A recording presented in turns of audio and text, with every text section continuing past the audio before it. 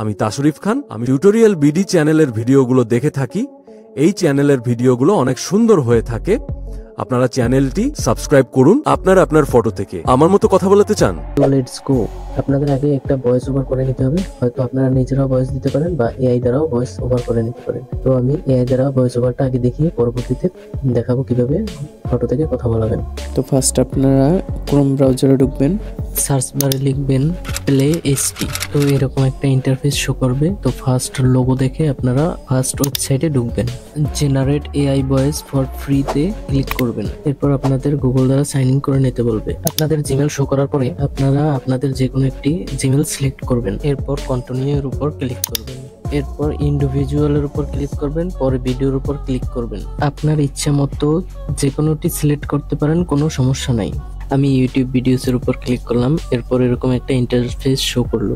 এখানে আপনারা ফটো থেকে যা বলাতে চান সেটি লিখে দেবেন। তার আগে আমি ল্যাঙ্গুয়েজটি সিলেক্ট করে নিই। যেহেতু আমি বাংলায় কথা বলবো, বেঙ্গলি সিলেক্ট করলাম। উপরে দেখতে পাবেন একটা ফিমেল নেম দেওয়া আছে।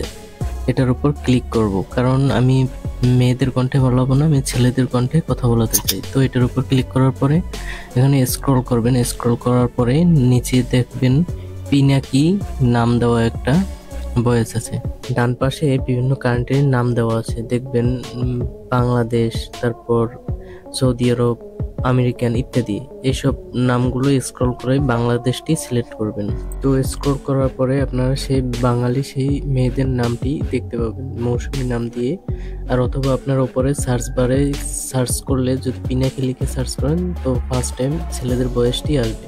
তো আরেকটু স্ক্রল করবেন, তারপর সেই ছেলেদের বয়সটি আসবে। তো পিনাকি নামটি আসার পরে আপনি দেখতে পাবেন 3টি পিনাকি নামের ভয়েস আছে। এখান থেকে আপনি শুনে যেটি পছন্দ হয় সেটি আপনি সিলেক্ট করবেন। তো ভয়েসে সিলেক্ট করার পরে আপনি কনফার্মে ক্লিক করবেন। কনফার্ম ক্লিক করার পর এরকম একটা ইন্টারফেস শো করবে। তো ফটো থেকে আপনি যা বলাতে চান সেটি আপনি লিখে দিবেন। আমিও লিখে দিচ্ছি। এরপর আপনারা এখানে ক্লিক করে ভয়েসটি শুনে নেবেন। যদি আরো কিছু কাস্টমাইজ করা থাকে কাস্টমাইজ করবেন, আর তা না হলে এক্সপোর্টের উপর ক্লিক করবেন। তো দেখতে পাবেন কিছু সময়ের মধ্যেই ভিডিওটি ডাউনলোড হয়ে গেছে।